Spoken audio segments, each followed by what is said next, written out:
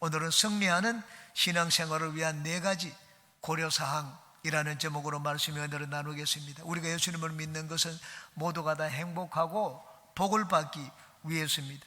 행복하고 복을 받는 그런 신앙생활을 하기 위해서는 우리가 신앙의 기본적인 것들을 잘 알아야 됩니다. 신앙의 기본적인 것들이 가장 중요한 것입니다. 우리 신앙에 영향을 미치는 것들, 내 신앙을 진짜 좌로 우로 결정짓는 것들이 있습니다. 이 4가지 사항을 우리가 같이 살펴보고 삶에서 잘 활용하면 우리는 하나님 앞에 복받는 그런 인생을 살 수가 있습니다. 이 4가지에 대해서 같이 살펴보고 오늘을 나누겠습니다. 첫 번째, 이 세상에는 공중권세 잡은 마귀가 있습니다. 한번 따라해 주시기 바랍니다.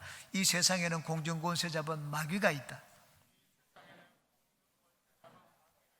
우리가 이 세상에서 승리하고 행복한 삶을 살기 위해서는 영의 세계에 대해서 먼저 알아야 됩니다. 우리는 땅만 있는 것이 아닙니다. 땅도 있고 하늘도 있습니다. 땅에 존재하는 것이 있는 것처럼 하늘에 존재하는 것도 있습니다. 영의 세계에는 하나님과 천사도 있고 마귀와 귀신들도 있습니다. 땅에서 일어나는 많은 일들은 하늘의 것과 연관되어 있습니다. 여러분, 땅에서 아무리 노력해도 하늘이 은혜를 베풀지 않으면 땅에서 거둘 수 있는 것이 아무것도 없습니다. 땅은 하늘에 달려 있습니다. 마귀는 공중권세 잡은 자입니다. 마귀와 그 종자인 귀신들은 땅에 있는 자들을 배후에서 조종하고 우리 인간이 모든 악한 일을 하도록 조종을 합니다. 미워하고 시기하고 질투하고 살인하게 만들고 추악하고 더러운 일을 하도록 만듭니다. 거짓말을 하게 만들고 악한 일을 도모하며 불의한 행동을 하도록 만듭니다. 우리가 이 세상을 살면서 육체의 정욕과 이 세상의 자랑과 안목의 정욕을 따라 살도록 만듭니다. 여러분, 이 세상에는 공중권세 잡은 자가 있습니다. 이들이 우리를 미혹합니다. 무엇보다도 하나님을 알지 못하고 하나님께 나아가지 못하도록 만듭니다. 우상을 섬기도록 만듭니다. 너희도 알거니와 너희가 이방으로 인으로 있을 때 말 못하는 우상에게로 끄는 그대로 끌려갔느니라. 그 성경은 말씀을 하고 있습니다. 마귀는 누구든지 유혹을 합니다. 믿는 자도 유혹을 합니다. 똑똑한 자도 유혹을 하고 모자라는 자도 유혹을 합니다.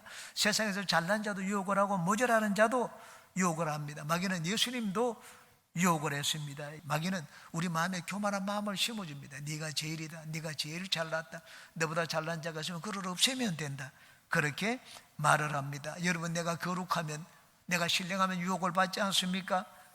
이 세상에서 가장 신령하게 지음을 받은 자가 있었습니다. 그 자는 아담이었습니다. 아담도 마귀의 유혹에 넘어갔습니다. 그래서 기쁨의 에덴 동산을 잃고 말았습니다. 그러므로 우리는 마귀의 유혹을 항상 조심하고 그 유혹에 넘어지면 안 됩니다. 마귀는 우리를 높입니다. 뻥튀기입니다. 야, 네가 잘났다, 너는 하나님처럼 될 수가 있다고 말을 합니다. 그 마귀의 유혹에 넘어가면 우리는 멀어지고 맙니다. 마귀가 하는 일이 무엇입니까? 마귀가 하는 일은 우리를 도둑질하고 죽이고 멸망시키는 일입니다. 그러므로 예수님을 믿는 우리가 시험에 드는 것은 결코 이상한 일이 아닙니다. 예수님도 유혹을 했는데, 가장 거룩하게 지음받은 아담과 하와도 유혹을 했는데 우리가 어찌 마귀의 유혹에 넘어가지 않겠습니까? 마귀는 우리가 하나님께 복을 받고 잘 되는 것을 그냥 보고만 있지를 않습니다. 어떻게 하든지 방해를 하고 잘 못되도록 거기 장애물을 놓습니다. 우리가 예수님을 믿어도 실패를 하기도 합니다. 예수님을 믿어도 실수를 하고 예수님을 믿는데도 죄를 짓습니다.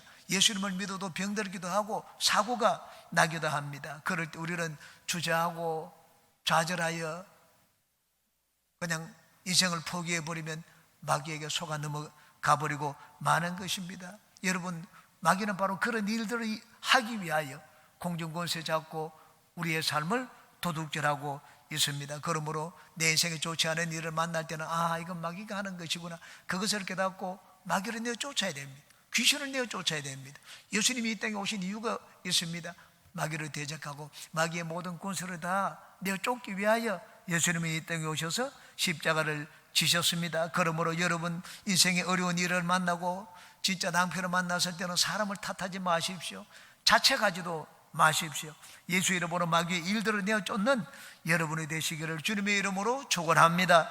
두 번째, 하나님은 좋으신 계획을 가지고 나를 부르셨습니다. 한번 따라해 주시기 바랍니다. 좋으신 하나님을 믿자.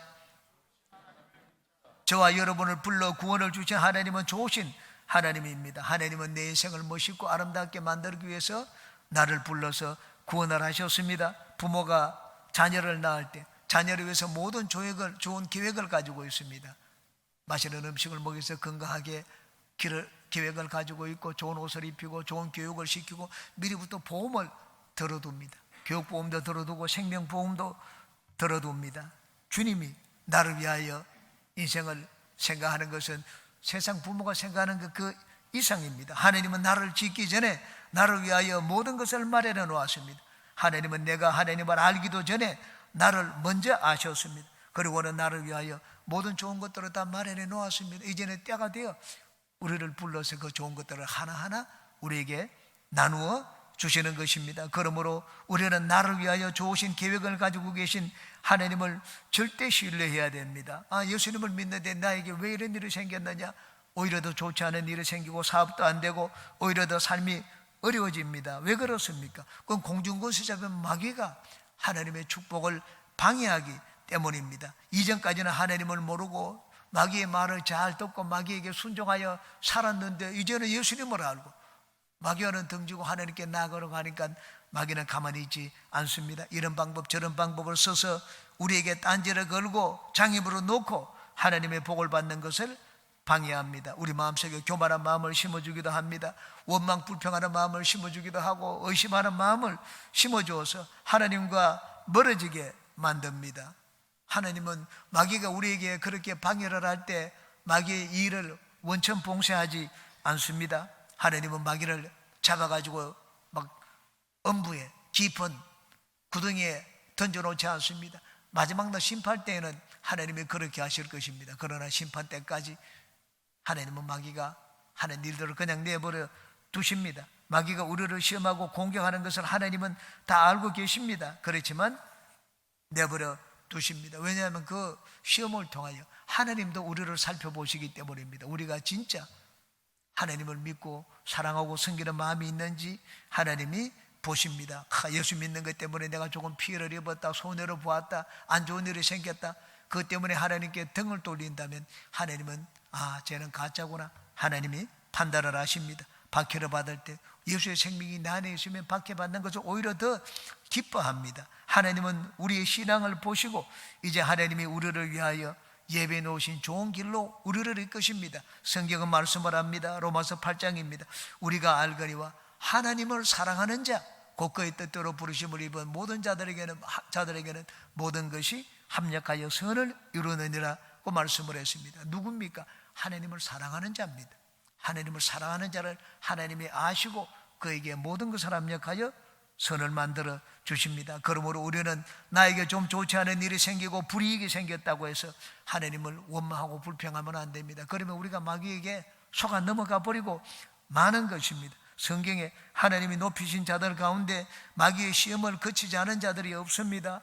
내 눈에 보기에 좋은 환경보다도 하나님을 선택해야 됩니다. 마귀는 항상 눈에 보이는 좋은 것들을 가지고 우리를 유혹합니다. 여기는 편안한 환경에 있다, 더 나한테 이익이 돌아간다, 하나님을 섬기는 것, 그것 잠시 나중에 섬겨라, 그렇게 얘기를 합니다. 그러므로 우리는 마귀가 그런 일들을 할 때 우리는 눈에 보이는 좋은 쪽, 나에게 이익이 되는 것을 택하기보다 항상 하나님을 택해야 됩니다. 왜냐하면 하나님은 내 모든 것을 맡겨도 될 만큼 절대적으로 신뢰해도 괜찮은 분이시기 때문입니다.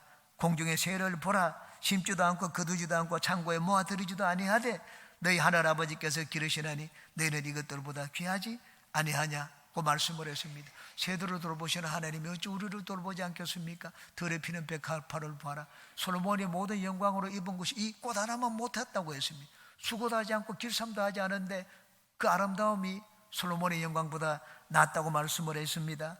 오늘 있다가 내일 아궁이에 던져지는 둘풀도 하나님이 이렇게 아름답게 입히시거든 하물며 내일까 보냐.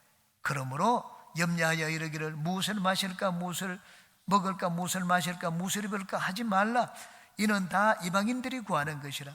너희 하늘 아버지께서 이 모든 것이 너희에게 있어야 할 줄을 아시느니라. 그런즉 너희는 먼저 그의 나라와 그의 의를 구하라. 그리하면 이 모든 것을 너희에게 다하시리라고 했습니다. 하나님이 좋으신 분입니다. 이 좋으신 하나님이 나를 돌보신다는 것을 내가 진짜로 절대적으로 믿고 신뢰한다면 증거를 보이라고 했습니다. 그 증거가 무엇입니까? 하나님이 먹고 있고 마시는 건 다 알기 때문에 이방인들 우리 그런 것들을 구하지. 하나님이 이미 다 알고 계신다고 했습니다. 그러므로 먼저 그의 나라와 그의 의를 구하라고 했습니다. 여러분, 하나님을 내가 절대로 믿고 신뢰합니다는 증거가 무엇입니까? 먼저 하나님의 나라를 내가 제일 관심사로 사는 것입니다. 한 영혼을 주님께로 인도하는 것은 내가 제일 가는 기쁨으로 삼는 것입니다. 바로 그것이 내가 하나님을 믿고 내 삶을 돌보시는 좋으신 하나님을 신뢰한다는 증거입니다. 그러므로 여러분은 삶의 모든 곳에서 하나님을 제일로 여겨서 여러분의 삶을 돌보시는 좋으신 하나님을 풍성하게 체험하시기를 주님의 이름으로 축원합니다. 세 번째, 예수님의 십자가를 여러분 삶의 문제 해결의 열쇠로 삼으시기 바랍니다. 한번 또 따라해 주시기 바랍니다. 내 삶의 문제 해결의 열쇠는 예수님의 십자가이다. 십자가는 라틴어로 크룩스라고 합니다. 영어로는 크로스라고 합니다. 그 뜻은 해결, 해답이라는 뜻입니다. 우리 삶의 문제 해결의 길이 어디에 있습니까? 예수님의 십자가에 있습니다. 예수님은 내 삶의 모든 필요를 해결하기 위하여 이미 십자가에 그 모든 것들을 다 마련해 놓았습니다. 여러분, 인생을 살면서 문제가 없는 인생이 있습니까? 돈을 많이 가진 자들은 자녀들 때문에 고생을 하고, 또 세상에 성공한 사람들은 또 건강 때문에 고민을 합니다. 솔로몬은 이 세상의 모든 것들을 다 가져보았습니다. 그런데 나중에 고백을 했습니다. 헛되고 헛되니 헛되고 헛되니 모든 것이 헛되도다. 인생의 만족을 얻지를 못했습니다. 그냥 하나님 믿고 하나님 섬기면서 살라, 그것이 참된 인생의 행복이라고 얘기를 했습니다. 어떤 사람은 물질을 부러워하고, 어떤 사람은 건강을 부러워하고, 또 어떤 사람은 가정의 행복을 부러워합니다. 우리가 구하는 것이 무엇이든지 간에 그것은 십자가에 이미 마련되어 있습니다. 여러분, 내가 아무리 노력한다고 해서 내 힘으로 다 구할 수가 있고 해결할 수가 있습니까? 내 힘과 노력으로 안 되는 것도 세상에는 많이 있습니다. 그런데 우리가 십자가의 은혜를 구하고 십자가 앞에 나가면 참 내가 해결하지 못하는 그 문제를 해결받을 수가 있습니다. 십자가 은혜를 얻는 길은 결코 어렵지 않습니다. 예수 그리스도의 공로를 믿기만 하면 됩니다. 아, 예수님이 이것을 해결해 놓았구나 인정하기만 하면 됩니다. 이사야서 55장입니다.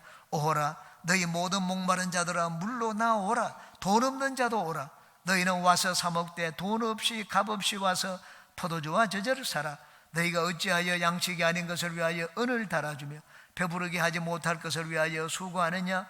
내게 듣고 들을지어다. 그리하면 너희가 좋은 것을 먹을 것이며 너희 자신들이 기름진 것으로 즐거움을 얻으리라.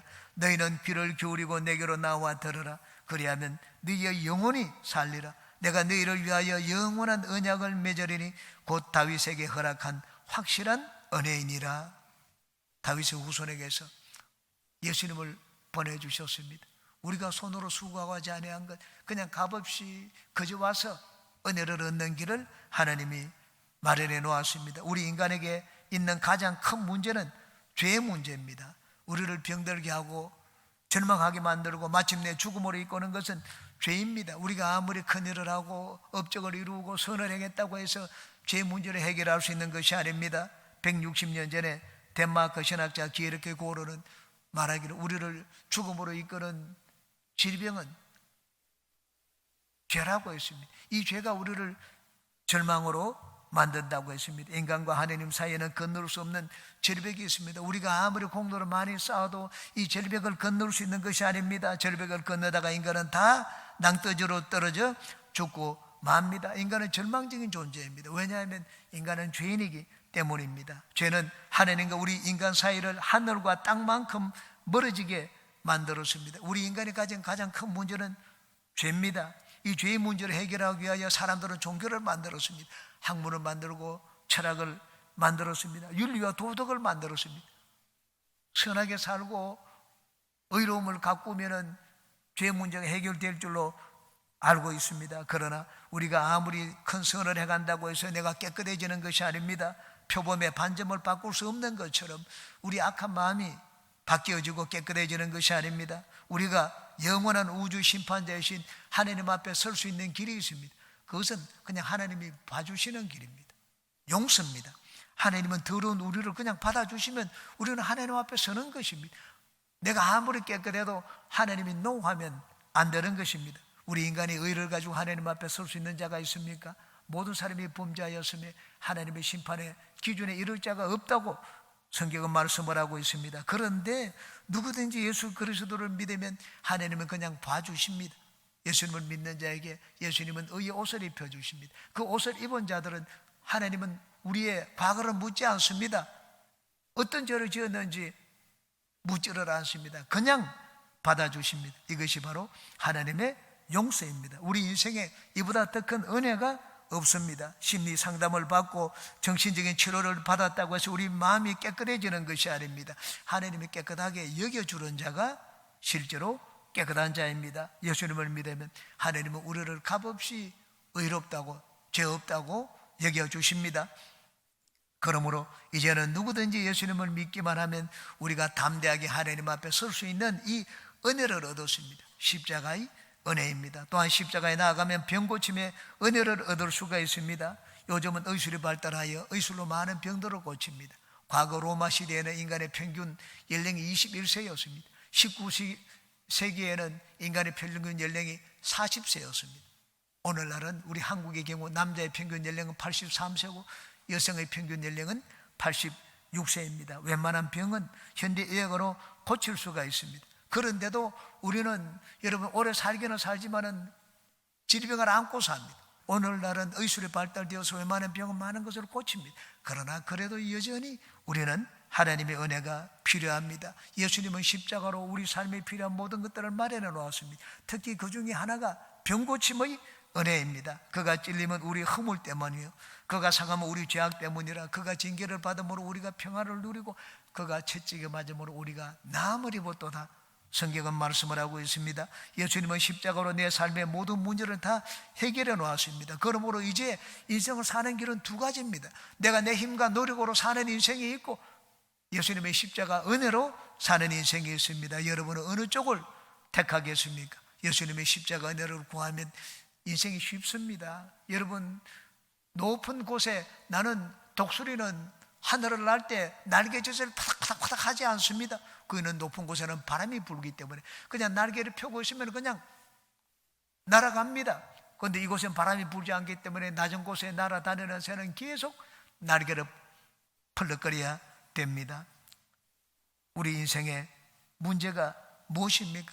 그 문제를 해결하는 길이 예수님의 십자가에 있습니다. 예수님의 십자가 달려 돌아가신 것은 우리 인생의 문제를 해결하기 위해서입니다. 예수님은 십자가로 죄의 값도 지불하시고 질병의 값도 지불하시고 물질의 여러 가지 필요에 대한 값도 지불하시고 지혜에 대한 값도 지불하시고 거룩에 대한 값도 지불하시고 영생 천국에 대한 값도 이미 다 지불해 놓았습니다. 여러분은 인생의 문제를 만날 때, 여러분 인생에 진짜 도움이 필요할 때 예수님의 십자가에 나아가서 십자가 은혜로 인생을 사는 여러분 되시기를 주님의 이름으로 축원합니다.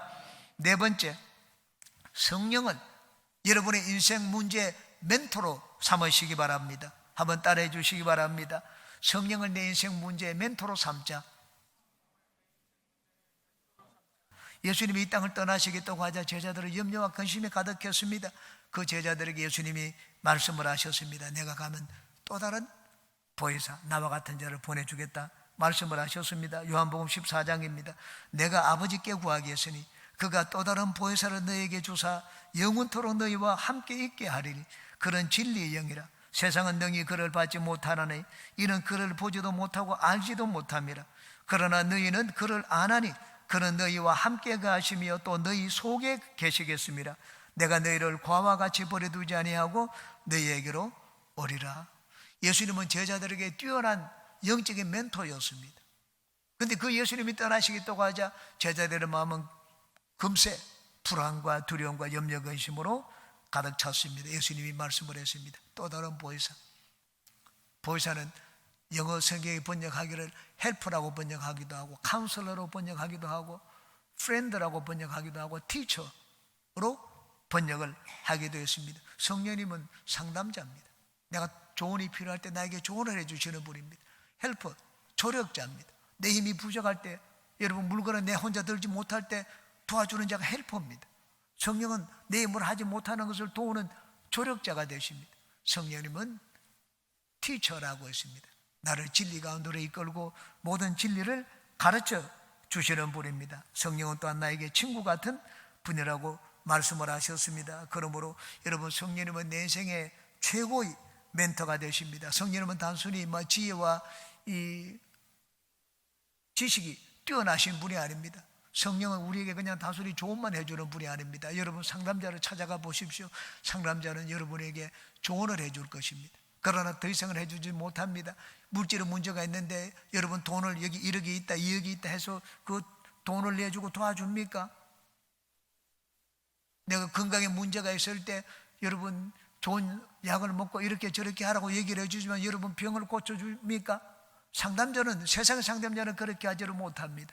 그러나 멘토 되시는 성령님은 그렇지 않습니다. 물질이 필요하면 조언도 해주시고 물질도 공급해 주십니다. 우리에게 건강이 필요하면 성령님은 조언도 해주시고 그러게 우리에게 건강도 공급해 주십니다. 직장이 필요하다고 하면 직장을 마련해 줍니까? 세상의 상담자는 직장을 마련해 주지 않습니다. 그렇지만 주님은 우리에게 가장 좋은 직장으로 우리를 또 인도하여 주시기도 합니다. 성령님이 우리에게 해주시는 것 중에 가장 뛰어난 것은 꿈과 소망입니다. 성령님은 우리에게 할 수 있다, 하면 된다, 해봐라, 그렇게 말씀을 하십니다. 우리 마음속에 꿈과 소망을 심어줍니다. 너는 할 수 있다, 너는 능히 감당할 수가 있다, 너는 잘 된다, 내 오늘은 어제보다 나았고 내년은 금년보다 나았다. 우리 마음속에 꿈과 소망을 심어주십니다. 성령님이 가지고 계신 가장 강력한 상담의 무기가 무엇입니까?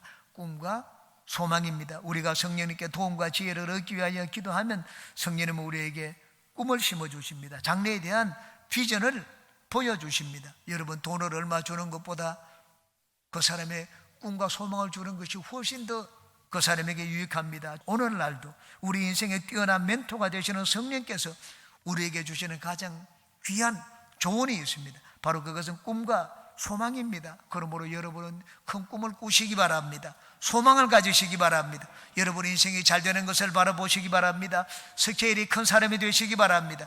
조그마한 것에 연연하지 말고 큰 것을 바라보고 멀리 바라보는 사람이 되시기를 바랍니다. 안 되는 것을 생각하지 말고 항상 되는 것을 생각하시기 바랍니다. 나는 배운 것이 없는데, 가진 것이 없는데 내가 무엇을 할 수 있겠는가? 그런 생각을 하지 마시기 바랍니다. 성령님은 모든 것에 뛰어난 달인입니다. 성령께 나아가면 우리에게 성공의 길을 가르쳐 주십니다. 내가 이제 은퇴를 했는데 내 나이에 무엇을 할 수 있겠느냐? 그 생각하지 마십시오. 여러분, 이제 우리 인생의 전반전은 끝났습니다.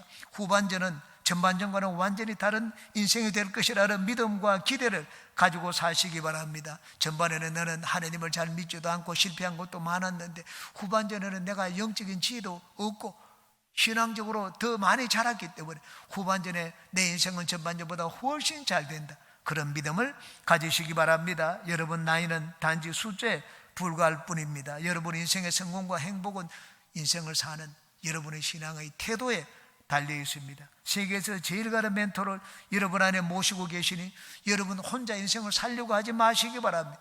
내 혼자 인생을 살려고 하지 마십시오. 여러분은 결코 혼자가 아닙니다. 성령님이 여러분 안에 계십니다. 여러분이 성령님을 찾고 성령과 함께 대화를 하고 상담을 하고 도움을 요청하기를 성령께서 기다리고 계십니다. 이 세상에서 가장 뛰어난 멘토이신 성령님을 여러분 마음속에 모시고 계십니다. 그러므로 여러분은 늘 성령과 대화하고 교제하고 도움을 구하고 얻고 사는 여러분이 되시기를 주님의 이름으로 축원합니다.